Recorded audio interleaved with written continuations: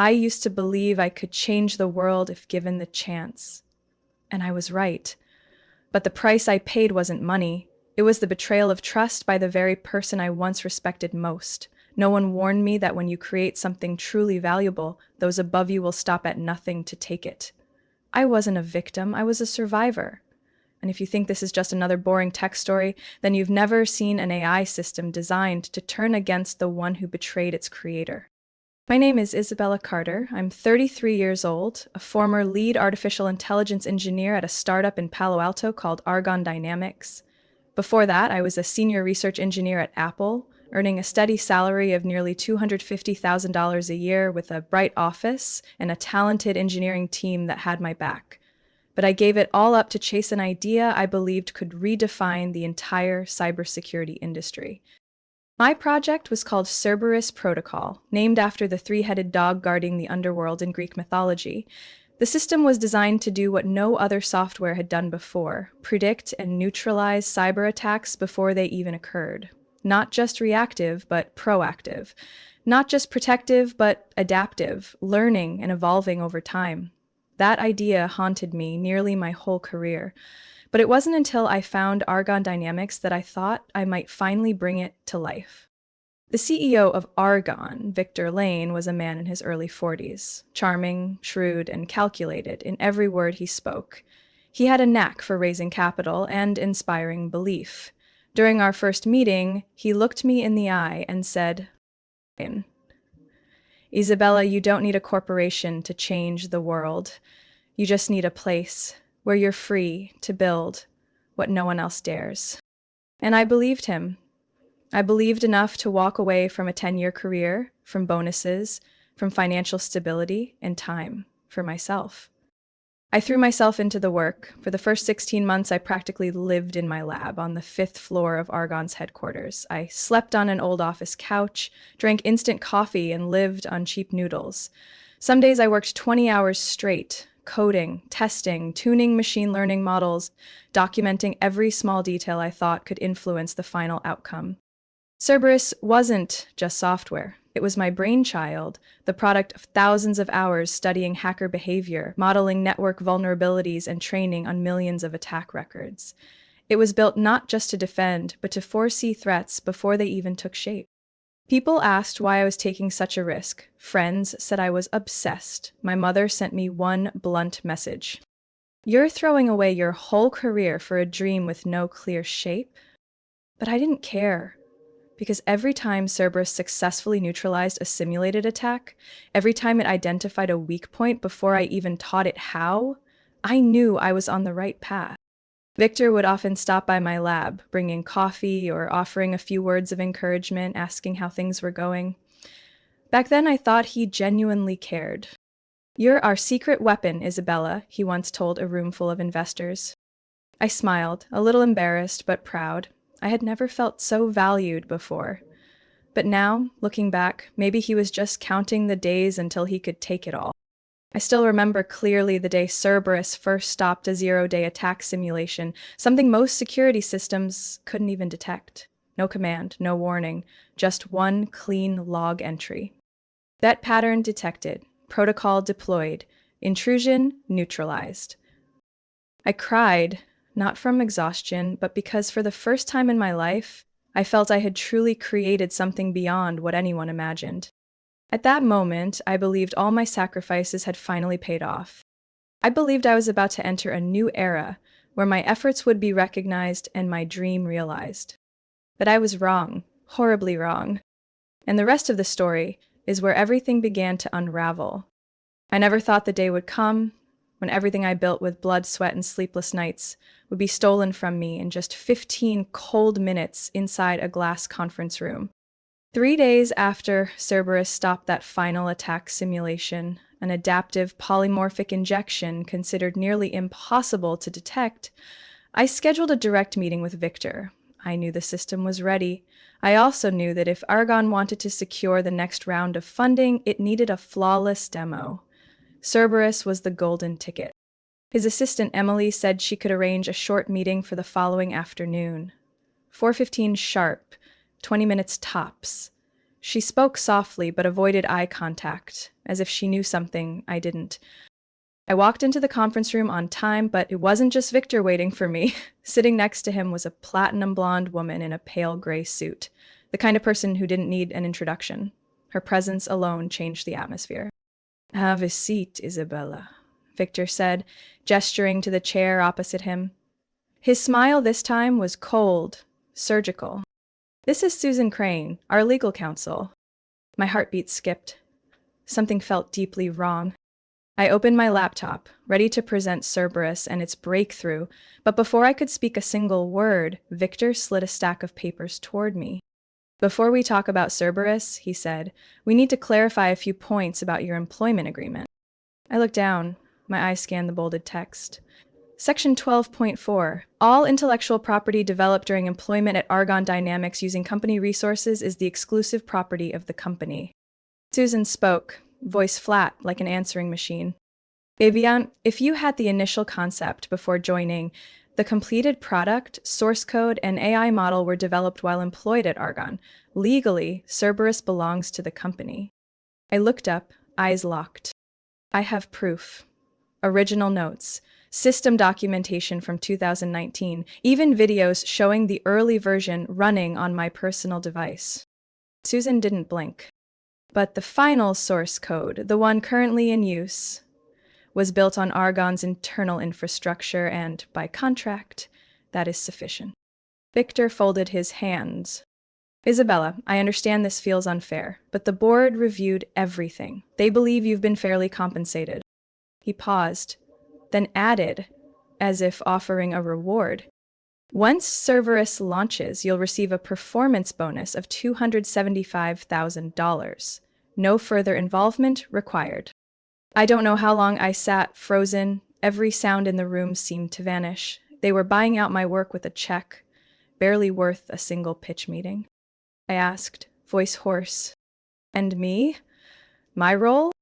Victor exhaled, attempting to sound empathetic. Swirled. Transitioning you to an advisory position. You've done excellent work, but it's time for the larger team to take over. You're kicking me out of what I created? Not kicking, he corrected, reassigning with compensation. Each word they spoke felt like a blade cutting through tendon. They didn't see me. They saw a name on paper, a number, an obstacle to clear before dividing the spoils. I stood up, cold and composed. What about tomorrow's demo? Who's presenting? I am, Victor replied. The engineering team can handle the rest. I nodded, closed my laptop. Understood. Susan gave a professional smile. Congratulations on your contributions. The bonus will be transferred to your account within 72 hours. I walked out of the conference room without looking back. But there was one thing they didn't know. I had stopped being naive 6 months ago, the moment I first discovered Victor had accessed the private server I used to develop Cerberus without permission. And from that moment, I installed something into the system. A layer of defense, not for hackers, but for traitors. Cerberus could detect external threats, but it had also learned how to recognize enemies from within. I walked out of the conference room like a shell of myself, but inside my mind was racing at full speed. Every step down the hallway of Argonne Dynamics echoed with instinct. They thought they'd eliminated me? No, they had just freed me from all restraints. I didn't need to slam tables, scream, or threaten lawsuits like desperate people do. I had prepared for this moment, ever since that night 6 months ago when a system alert popped up at 2:47 in the morning. Unauthorized admin access detected on private node, user VLANE. Victor had quietly accessed the auxiliary server I used to train Cerberus, a server not connected to the official company network. I never stored critical data where it could be monitored. From that moment, I knew one day he'd try to steal it. So I started installing a countermeasure, a silent script that didn't affect performance and couldn't be detected by any standard inspection tool. I called it Aegis, the ultimate shield in Greek mythology. Aegis had one purpose. If it detected unauthorized activity during the demo, especially from someone not on the original authorization list, It would do two things. First, switch the system into internal audit mode, treating the internal network as a threat. Second, it would automatically generate a full log of all access, code modifications, data copies, and unauthorized behavior from high-level users, including Victor's digital fingerprint. I wasn't sabotaging Cerberus, I was activating its immune system. That day, when I was escorted back to pack my things, I only took my personal laptop, a few old notebooks, and one USB drive. All critical data had been encrypted and stored ahead of time. I smiled at the security guard as if nothing happened. "It'll be fine," I told them. "Maybe I need a vacation." But I didn't rest. I went home, opened my laptop, and ran a final check on Aegis. The activation code was ready. It was scheduled to inject itself into the demo Victor would deliver the next morning, exactly 10 minutes after the simulation started. Nothing else was needed. That night, I ordered Chinese food, played an old comedy show, and sank into the sofa, a beer in my hand, but my mind was completely clear. I wasn't angry. I was simply observing the biological reaction of a system exposed to internal corruption. At 9:37 in the evening, my phone buzzed. A call from Emily, Victor's personal assistant. Her voice was tense, direct. "Victor needs to see you immediately. A car is on its way. It's serious." I didn't ask, I just said, "I'll be there." 40 minutes later, I entered the large conference room, the one usually reserved for top-tier investors. The room was freezing, white lights casting down on Victor's disheveled face. His shirt was wrinkled, tie undone, hair a mess. On the table were his laptop, tangled cables, and a screen filled with error warnings. As soon as the door closed, he growled like a cornered animal. "What the hell did you do, Isabella?" I sat down, crossed my legs, calmly. "I don't know what you're talking about."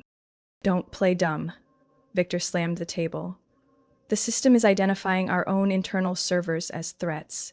It's generating hundreds of warning reports, all citing internal ethical violations, unauthorized access, unapproved data copies. It's gone insane." I tilted my head. "Or maybe it's doing exactly what it was built to do?" Victor froze for a beat. I continued, voice steady. "The Cerberus isn't malfunctioning. It's executing its protocol upon detecting manipulation from unverified entities. You know what triggered it?" I emphasized every word. "Removing his creator from the authentication chain." The room fell into silence, broken only by the hum of a nearby server fan. I stood up, walked toward the door. "Good luck with the demo tomorrow, Victor. I'm sure the investors will be impressed with a system that can identify its own company as a high-level threat." "Dismiss you." I gave a thin smile, not out of satisfaction, but because the game had just begun. "Commodified," quote, interrupt. "Severe ethical violations detected." Whispers started to rise across the conference room. Caleb froze. Victor tried to remain composed, but his face began to shift color. I watched in silence as Cerberus began listing. At night, authorized access from admin account VLane to project directories after hours. Encrypted copying of source data. Modification of access permissions without informing the algorithm's owner. Started history.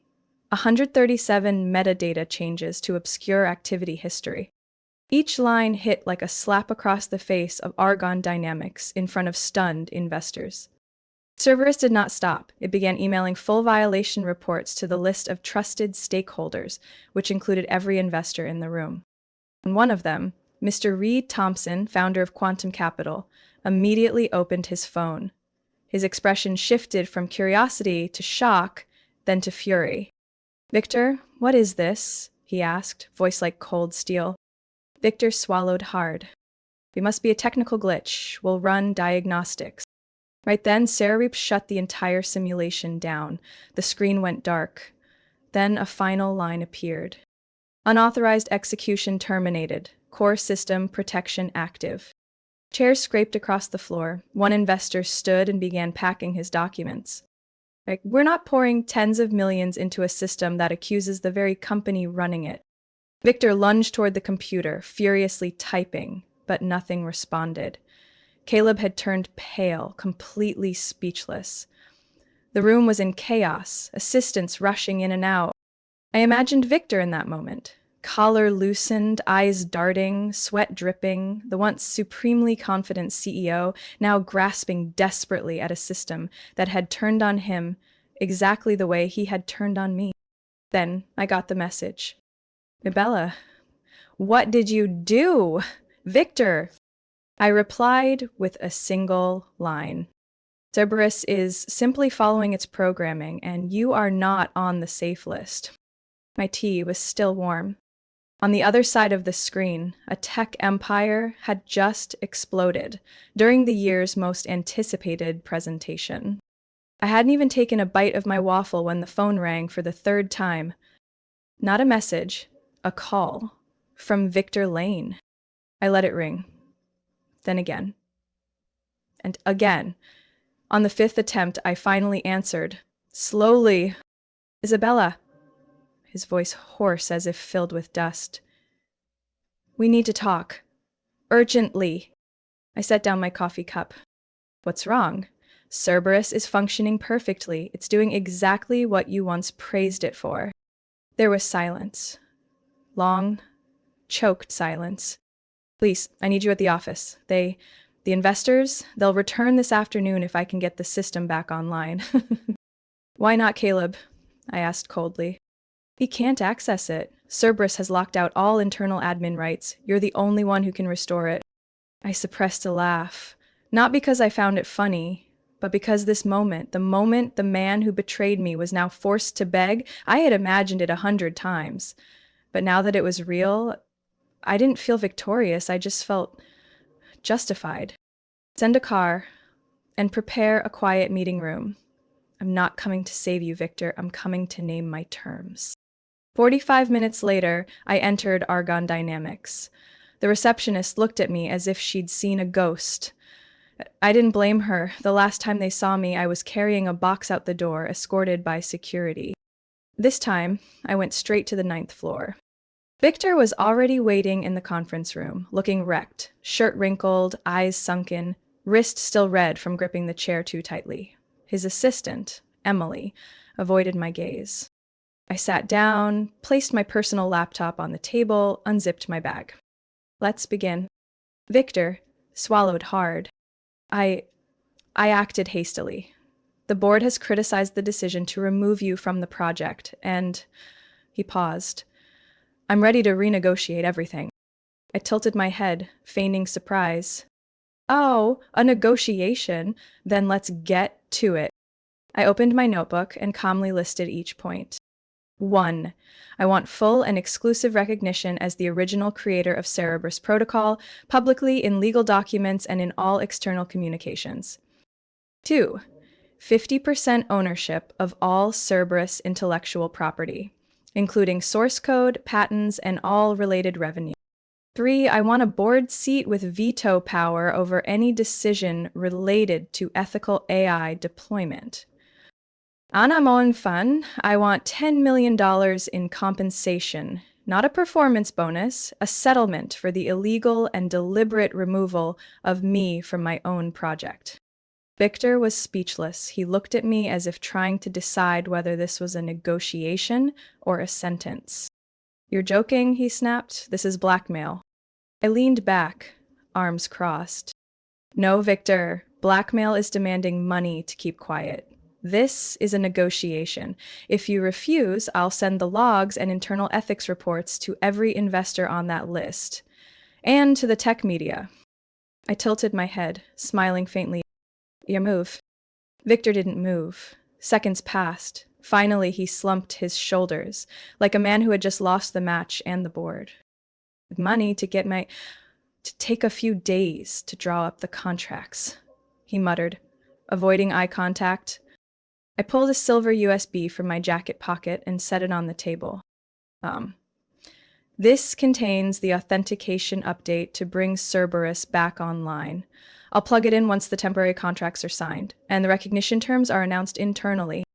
Victor reached for it. I raised a hand. Not yet. No paper, no Cerberus. Our eyes locked. He knew I wasn't bluffing. That afternoon, I stood before the investors in the same room that had collapsed that morning. The screen displayed the Cerberus logo. The system ran smoothly after I implemented the new authentication protocol, where I held the ultimate access. Victor introduced me formally. Co-founder, lead architect, and ethics supervisor of Cerberus Protocol, Isabella Carter. Applause filled the room. I stepped up to the microphone and calmly answered a question from Mr. Thompson, the same man who had once coldly condemned Victor. What inspired you to create a system like Cerberus? I smiled, looking directly into the live streaming camera. A very real experience, betrayal, and learning to never let it happen again. 3 days after that seismic demo, the tech press across Silicon Valley began calling me something new, the guardian of Cerberus. Within less than a week, all temporary legal procedures were finalized. I returned to Argonne Dynamics not as a recently fired employee, but as co-founder, chief technology officer, and the sole person authorized to modify the core of Cerberus Protocol. Internally, an urgent memo was issued to all employees. We are proud to announce Isabella Carter, lead architect of the Cerberus Protocol, has officially assumed the role of co-founder and CTO at Argonne Dynamics. All technical decisions regarding Cerberus must be approved directly by Ms. Carter. Please offer her your full cooperation and utmost respect. Victor signed it. He had no choice. I was given a new office on the 11th floor, a glass-walled corner with a full view of downtown San Jose. I didn't need luxury, but the fact that Victor had to move down a floor was satisfying. At the expanded board meeting, I was invited to present the development direction of Cerberus after system recovery. Victor sat 3 seats away, eyes down on his printouts, nervously spinning a pen. When I reached the part about the new authentication protocol, he involuntarily looked up. I stared directly into his eyes. I rewrote the entire authentication module. From now on, any structural changes to the system, even a single log line, must be approved by 3 independent checkpoints, including the internal ethics board and the CTO, which is me. Victor nodded, stiffly, as if swallowing an ice cube. No one on the board objected.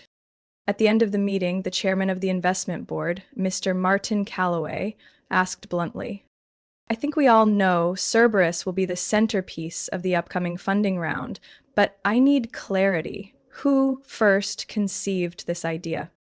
Victor held his breath. He glanced at me as if searching for mercy. I said nothing. I waited. Finally, he nodded, softly. Cerberus originated from an idea Isabella Carter had long before joining Argonne. She's not just the one who built it, she is Cerberus.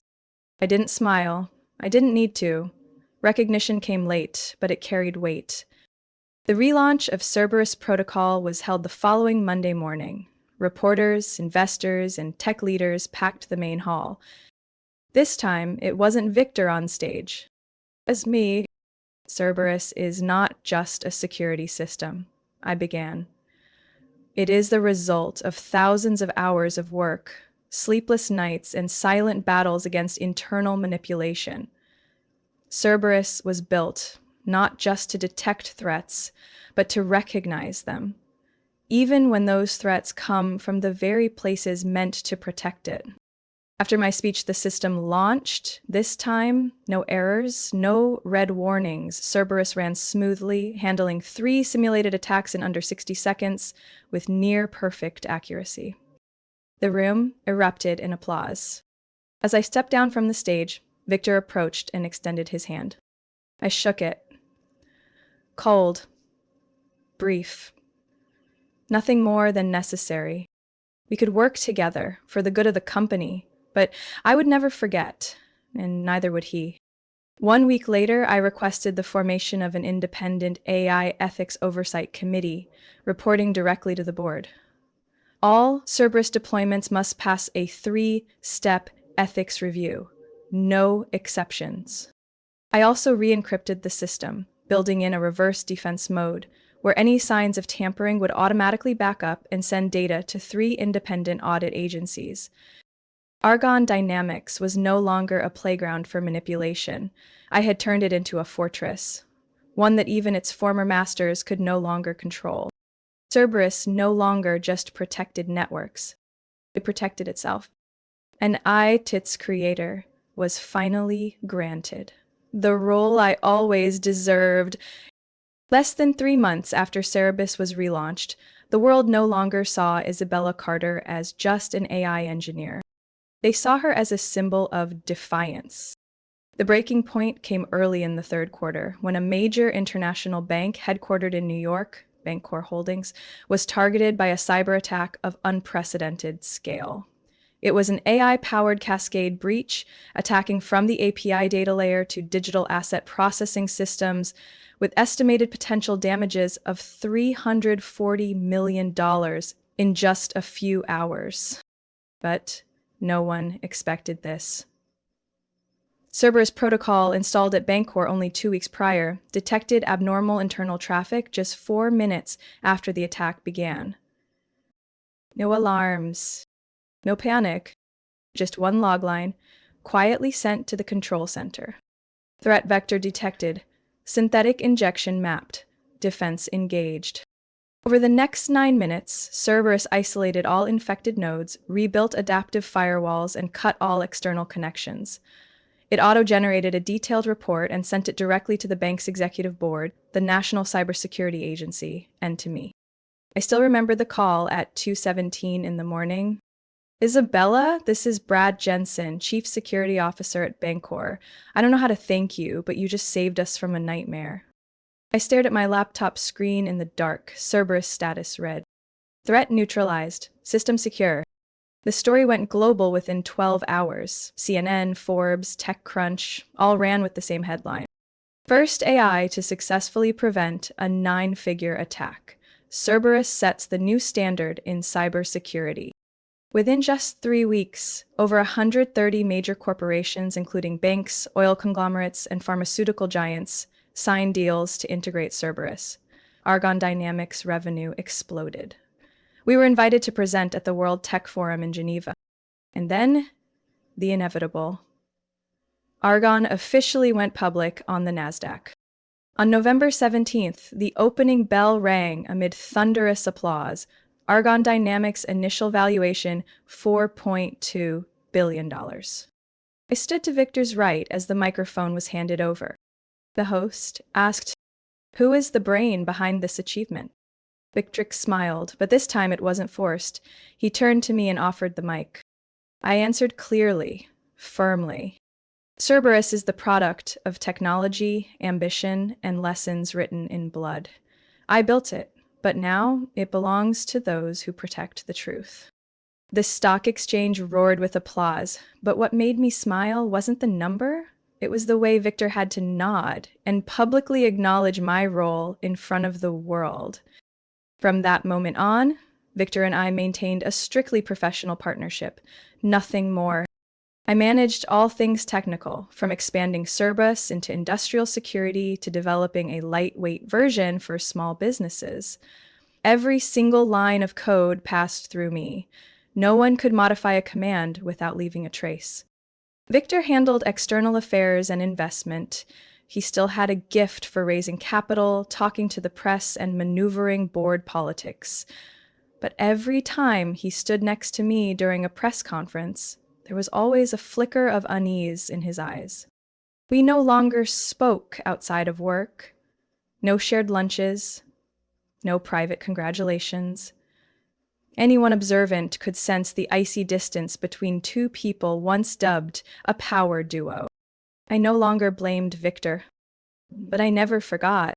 One evening, I stood by my office window, watching the lights of the city stretch outward. From where I stood, Silicon Valley glowed like a burning neural network.